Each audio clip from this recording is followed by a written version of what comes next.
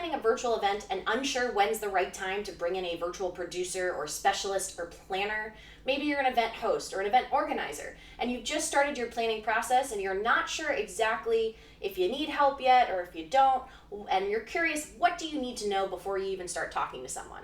Well, today I'm going to break down the 5 things that you need to have decided before you even start talking to a virtual event specialist or producer. These are the 5 details that I have worked with had clients who, when they have not had these things decided, they have wasted a lot of time and a lot of money on us trying to figure out those 5 things, because we can't get started on some of the bigger items when it comes to planning your event if you have not decided these 5 key details. So you're going to save time and money by continuing to listen to what these 5 things are. Before we get into it, I do want to remind you to like, subscribe, turn on that little notification bell so you get notified every single Monday when I drop new videos. I've linked to my website, loganstrategygroup.com. I have a free checklist there for you if you're looking at virtual event platforms. It's my go-to checklist of the questions that I ask every virtual event platform. That's also going to save you some time and money. Also, if you love some of my templates, tools that I work with in my planning process, and you want to use them for your event, I do now have a shop on my website. So click on over there and you can click the shop and you can actually purchase some of those templates. But first, make sure you get my free checklist for your virtual event vendors. I'm telling you, it'll save you so much time. But let's get back into it. So first on my list is size. Have an idea of the general size of how many people that you want at your event. Now, in person, these numbers would be really important because as you decide the venue, those have different capacities. In the virtual world, it's the same thing with your virtual event platform. That's like your virtual venue. So if you have a general idea of how many people you want, that will help your planner, producer, strategist think about what kind of platform and run a show and flow is right for you. It's very different if you have 20 attendees versus 100 attendees versus 1,000 versus 10,000. And a platform that would work for 20 people will not work for 1,000. And platforms that work for 1,000 are not the right fit for like 50 people. So you need to have a general idea of how many people that you're looking for. If this is something that you're not even sure where to start, you should just at least put down a number, maybe the number of the people you had at your in-person event, and then you can work with your strategist from there. But you need to have a starting point. Number 2 is event duration. So you need to know, how long is your event? Is it a 1-day event? Is it a multi-day event? Is it 1 hour? Is it 3 hours? Now, you don't need to know if it's an hour or an hour and a half, but you do need to know if you're going for an hour short feel, a little bit longer 3-hour chunk, a full day, a half day, a multi-day. If you don't have that decided, it can be really time consuming when you're working with your producer because they're trying to figure out what you want. And if you don't even know what you want, it's hard for you to answer their very specific questions. And same thing like your size, there are different platforms that are good solutions for those different events that are at different durations. And number 3 would be content. So again, you don't need to have asked your speakers already, you don't need to be that far down the content line, but you really have to have decided, what is your content?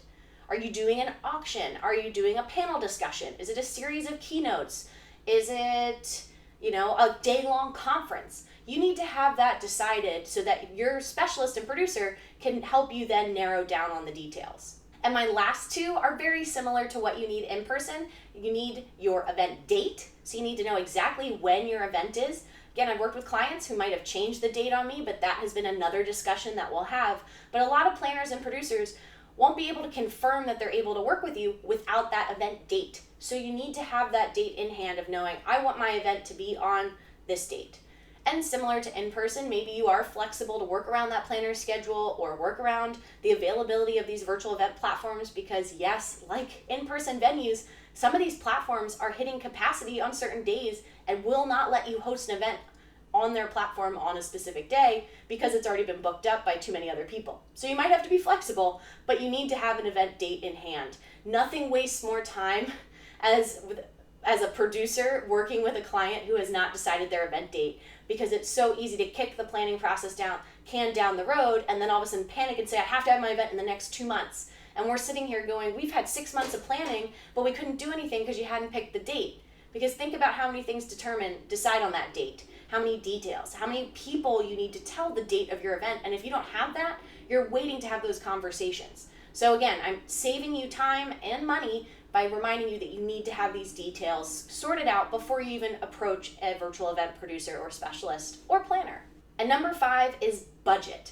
You might not know exactly how much you want to spend on the producer themselves or the specialist, but having an idea of how much you want to spend on the entire event and knowing how are you paying for the event. Is this just a cost for your company, or are you trying to generate revenue from your ticket sales or your sponsor tickets? Having a general idea, your producer can then help you hone in on specific best practices for virtual events.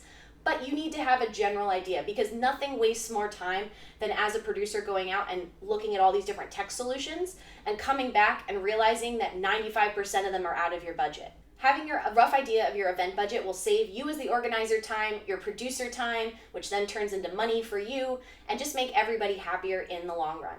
And what would be a video without a bonus tip? So I said there were 5 ones, but there's also a 6th, and that's knowing your why. I wrote an entire blog post that I'm going to link below that is all about knowing your North Star, your why. Why are you asking people to gather?